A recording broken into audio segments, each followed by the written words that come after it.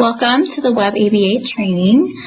This is the website that you'll be using to log in on. You'll go ahead and type in your email address in the user email box. Then you will type in the password. And go ahead and click login. It will default to your My Schedule right here. This is for the day. This particular client that I have made up, which is a fictitious client with a fictitious student, has no appointments. But if you want to go ahead and view the previous 7 days, you can, or any of those other options. So in order to render your session, you'll want to click the Edit button. And come right on over to the status drop-down menu, and you can choose any one of the following drop-downs from no-show, cancel, render, hold, canceled by client, or canceled by provider. So those are the options that you'll go ahead and have to choose. I'll go ahead and choose rendered. If you need to modify the time slightly to 3:15, maybe you arrived 15 minutes early and left 15 minutes early, you can go ahead and do that. You will notice that you cannot get a signature in the future or change a past date after it's been signed, but you can go ahead and do that on the same day.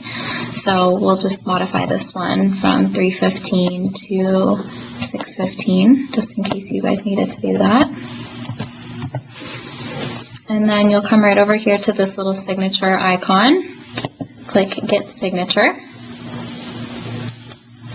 And on your Kindles, you'll be able to have the parent go ahead and sign right over there for you, and you'll click Save Signature. So this over here is for the parent to sign the session. It's not your signature. If you have a note to leave for our administrators, you can go ahead and click on this little notes button here and type in a session note. You'll want to leave the client initials. I'll just make a little note, client initials. I'm sorry, not the initials, the client full name. The time and the date. And then you'll go ahead and click Save. And that will leave a note there, and you can see that there's a note on this one because the icon changed to blue and the others are in yellow. This right here is an address, so if you needed to go ahead and get to this address, you would just go ahead and click on that and it'll link you over to Google Maps. You can view any one of these by the last 7 days, the next 7 days, a date range, a particular client, the whole pay period. So there's a variety of ways for you to view your schedule. This is called the grid view. It's what it defaults to. There is also a calendar view for you guys, for those of you who prefer a calendar view.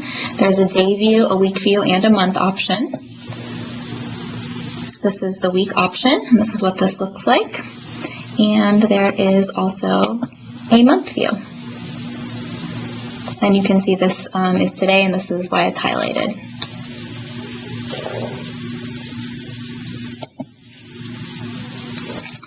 So that is how you render your sessions and change the status of any appointments. If you want to go back to the previous 7 days, we'll look again. All of these will need to be obviously rendered or canceled prior to you submitting your timesheet. So let's go ahead and just maybe cancel this one. And we'll go ahead and render another one. And maybe we'll get another signature here.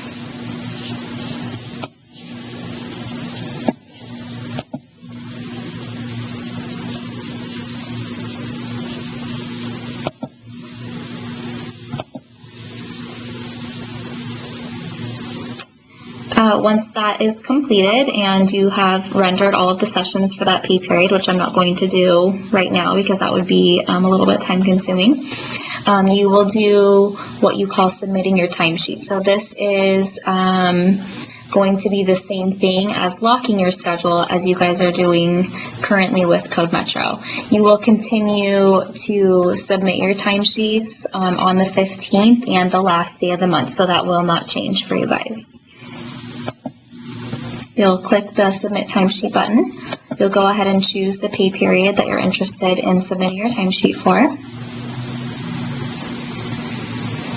And those appointments will load. Now it does default to per day, so you'll go ahead and probably want to change that to per week, although you don't have to, although I prefer that. From the 16th to the 22nd, there were just this one appointment here that was billed, and there right now isn't any mileage because we haven't added that yet. Also, so you guys are aware, drive time, mileage, and rest breaks will not show up on your schedule, but rather it's populated when you submit your timesheets. So you will not have to see those appointments there. You will not have to cancel them if you cancel your appointment. So moving on to the next week, maybe there were no appointments during this week, and then obviously this is in the future, so there wouldn't be any appointments rendered. You will not be able to render appointments in the future, and that is a safety feature that they put in place. So right now there's just this one appointment here that we have rendered. We would want to go ahead and click Add Drive Time. So that would then populate that if there were any. However, there isn't any because this particular fictitious student does not have any back-to-back clients. Yeah. Once that is done, then you'll go ahead and click Submit Timesheet. You will read this little note here, and you'll go ahead and click Approve and Submit, which I'm not going to do because I don't want to submit this to payroll.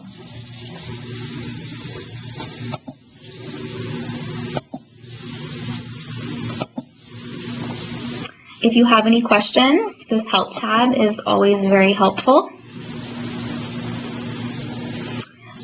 You can type in, if you forget how to render your session, you can just type in render. And there's a whole bunch of videos and PowerPoints that you guys can access if you forget how to do those things. You can also create a support ticket, or you can give this number here a phone call, and they are very, very helpful at WebABA. This will be going into effect on December 1st. All of your schedules should be in there. If you do not see your schedule or a particular session entered, you can reach out to your CSA and they'll go ahead and be able to fix that for you. You can also reach out to your supervisors as well if you have any questions, comments, or concerns. And we will try to get these things fixed as quickly as possible.